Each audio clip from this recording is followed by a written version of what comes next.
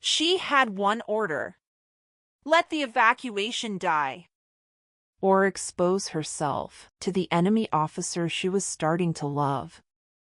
The city smelled of steel and smoke, a bitter reminder that every street here had a price in blood. I slipped through the checkpoint under the watchful eyes of men who had seen too much, carrying nothing but the forged papers that granted me entry. Every glance mattered. Every pause in my step counted. I had memorized every schedule, every guard rotation, every whisper of the command's movements. And yet, a tight coil of fear wound itself around my chest. ID and purpose, please. Transport and inventory inspection, sir. Temporary assignment from headquarters. I have the manifest here. Everything seems in order. Move along.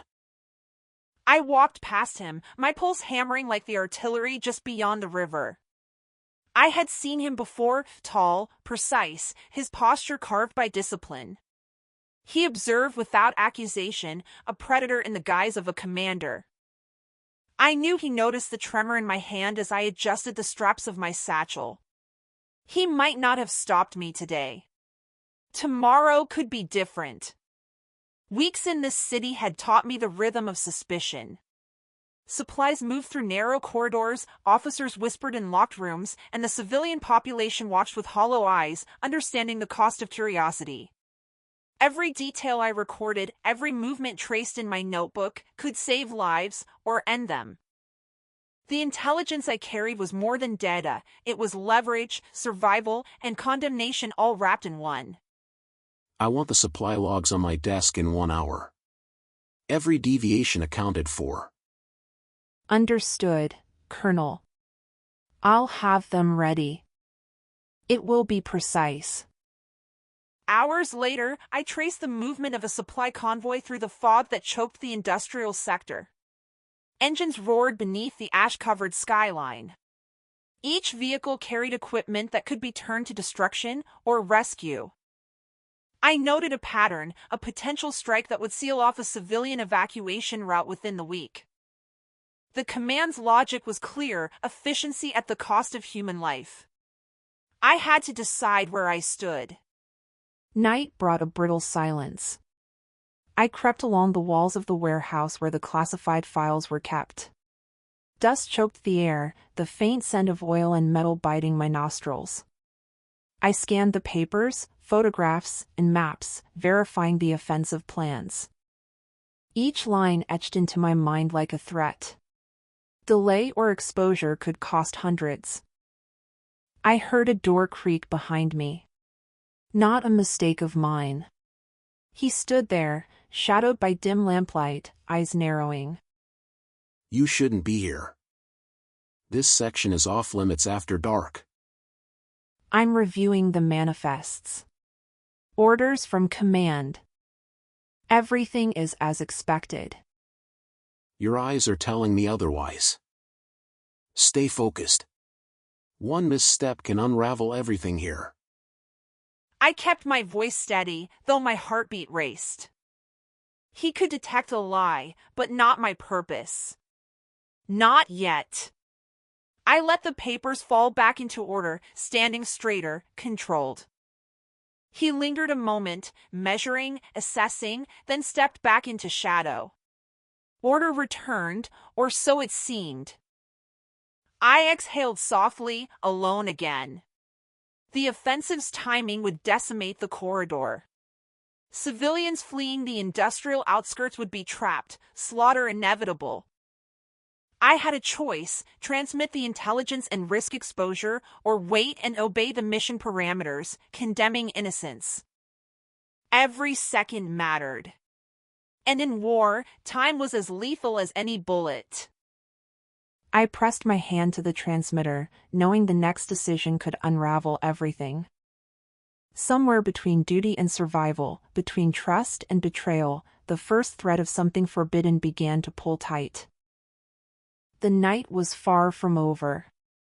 And the war had only just begun. The morning fog lay heavy over the scarred city, curling through streets lined with rubble and abandoned vehicles. I moved like a shadow, listening to the faint hum of engines, the distant murmur of voices, the scrape of boots on metal. Every step was measured, each breath a calculated risk. The corridor I fought to protect was days from annihilation, yet the weight of that knowledge pressed down on me like iron. Intelligence had to be delivered, rerouted, hidden. Failure meant the loss of hundreds of lives. And failure was close, closer than I dared admit. Reports indicate anomalies in the northern sector. All sensitive logistics are now under my direct supervision. I will personally oversee inspection rounds. Each sweep tightened the net. Guards, patrols, surveillance cameras, every element a thread in a web that threatened to ensnare me. And yet, with each glance exchanged with him, I felt a dangerous acknowledgement of shared burden. Exhaustion mirrored in his eyes, mirrored in mine. We were both prisoners of duty, yet the proximity ignited something forbidden, a spark neither word nor touch could safely carry. At the supply depot, I traced the movement of trucks through the maze of fog-choked streets. Codes were transmitted in fragments, each one a delicate thread woven into the larger tapestry of deception. I monitored response paths, confirming partial rerouting of forces, just enough to delay the strike on the corridor. Each message sent carried the weight of lives I might never see again. You've been longer than protocol allows. Explain. Inspection rounds took longer due to extended checks, Colonel. Everything was documented, no deviation from orders. Standard procedure only. Hours stretched endlessly. Surveillance intensified. Communications were scrutinized, and every transmission became a potential death sentence. I adjusted my schedule, moved behind layers of routine, repeated gestures to appear compliant. Yet each step, each interaction with him, carried the quiet electricity of danger and recognition. It was a dance of shadows, a tension that throbbed beneath our carefully constructed facades. Ensure verification at all checkpoints. Any lapse will reflect directly on you and me. I slipped into the logistics office, maps spread across the table, tracing routes and supply lines. The room smelled of ink and old wood. My hands were steady, though my pulse raced beneath the surface. Outside, the city slept uneasily, unaware of the precarious game being played in its heart. Every misstep, every hesitation, could unravel the fragile balance between exposure and protection. I reviewed the convoy schedules, cross-checked with security rotations, calculated delays that could be safely absorbed. My mind cataloged every possible consequence: civilian casualties, enemy casualties, operational setbacks. And beneath it all, the faint, undeniable acknowledgement that he was watching, assessing, calculating too. Each glance we shared was weighted, silent, dangerous. You must maintain exact timing. One error could cost hundreds. Night fell again, heavy and unyielding. The city's skeleton of ruins and street lamps cast long shadows. I moved among them like a wraith, transmitting partial intelligence, each code carefully disguised. Somewhere in the darkness, he passed through the same streets, inspections in hand, command pressing on his shoulders, unaware yet that our fates were intertwined. Our proximity, our shared vigilance, created a tension I could not name. Recognition, yes. Mutual respect, absolutely. But forbidden emotion stirred in the silent intervals, in the spaces where eyes met and words were unspoken. Each heartbeat counted, every glance a measure of risk. The night was long, and the war pressed in from all sides. Continue with all verifications. Any irregularity will have consequences. I transmitted the last fragment of intelligence just as patrols converged nearby. Every step, every shadowed corner, every echo of boots could be the end. Somewhere between duty and survival, between trust and betrayal, the invisible line had been crossed. The war was tightening its grip, and I could feel the point of no return drawing near. The city's veins pulsed with tension, a living organism of fear and uncertainty. Every checkpoint, office, and warehouse could conceal discovery. I moved with a careful grace, aware that each step, each glance, each hesitation could betray me. The corridors I had labored to protect were still hours from annihilation, yet every second passed with the weight of inevitability pressing down. Counterintelligence had begun tracing anomalies, subtle threads of irregularity surfacing from the paths I had navigated so carefully. Time had become a predator, relentless and unforgiving. Investigations are closing in. Names are being cross-checked. Access points analyzed. I need complete transparency. Any deviation will have immediate consequences. I watched him move through the command center, authoritative, precise. The calmness in his stride belied the storm gathering beneath his skin. He had yet to realize the person he trusted was orchestrating the very delays that imperiled his operation. Each diversion I executed, each rerouted convoy, each fragmented communication carried the silent terror of potential discovery. And yet, in those fleeting moments when our eyes met, there was a flicker, a recognition that transcended duty, unspoken but undeniable.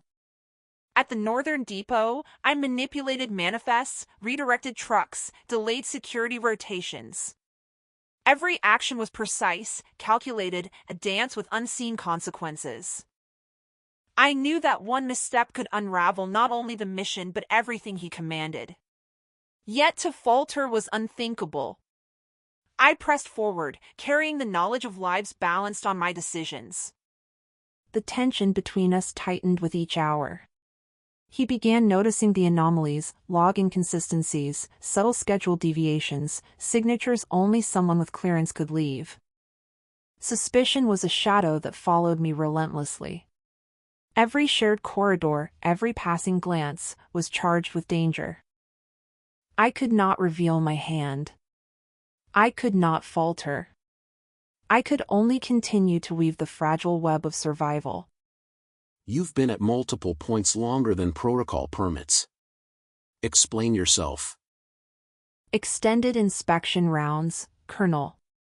Documentation is complete. No deviation beyond standard operating procedure. All actions remain within operational parameters. I moved through offices, warehouses, and streets, transmitting fragments of intelligence. The city's pulse mirrored my own anxiety, shadows creeping along walls, the distant thrum of engines, muffled voices carrying warnings of danger unseen. Each maneuver to delay the offensive was a gamble, each communication a potential trap. Every heartbeat marked the narrowing margin for error. I paused at a darkened corner, listening to the shuffle of patrols. My pulse raced beneath the calm exterior. The corridor remained vulnerable, but with careful planning, I had shifted just enough forces to give civilians a fighting chance. And still, the knowledge that he could discover me at any moment was a knife edge suspended over every movement.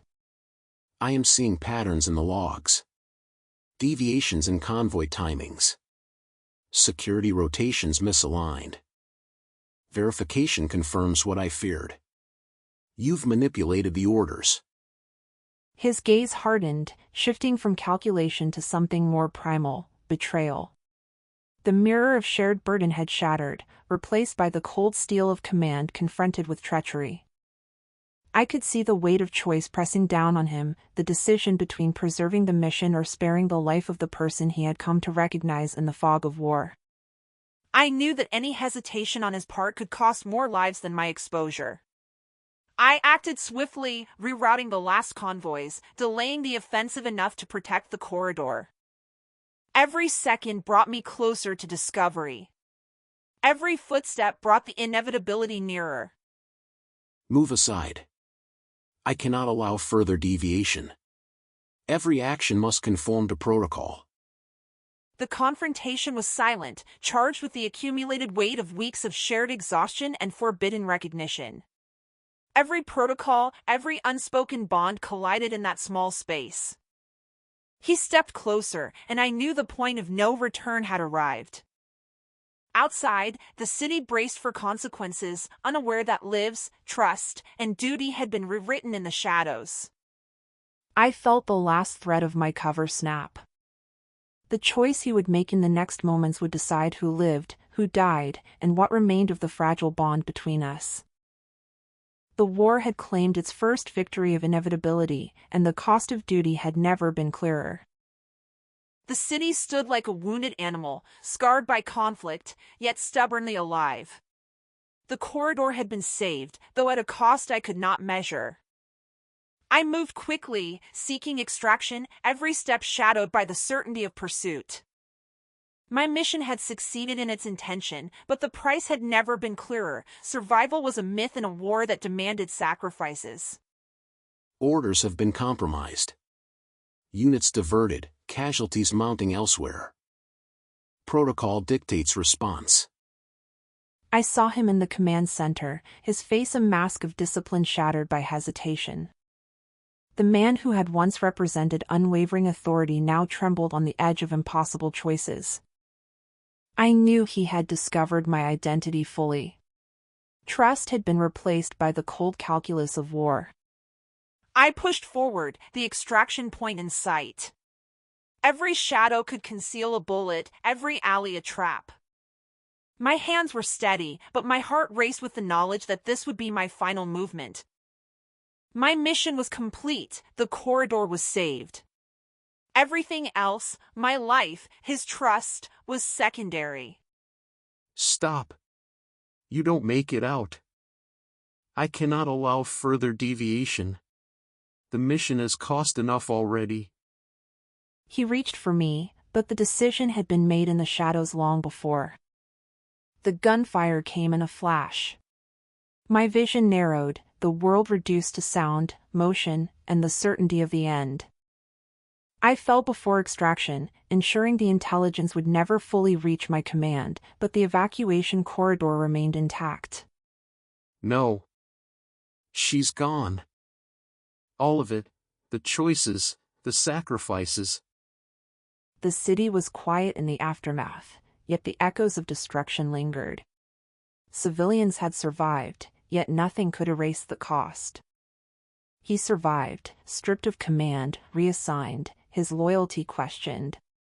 And I, the architect of salvation, was no more than a shadow in the memory of a war that demanded everything. Duty remains. Mission continues. But the cost is indelible. The war pressed on. The city bore its scars. Lives had been saved, yes, but futures had been destroyed, and morality offered no clarity. What was right had come at the price of what could never be replaced. In war, every decision, every act of duty, exacts a toll, and sometimes survival itself is the cruelest casualty.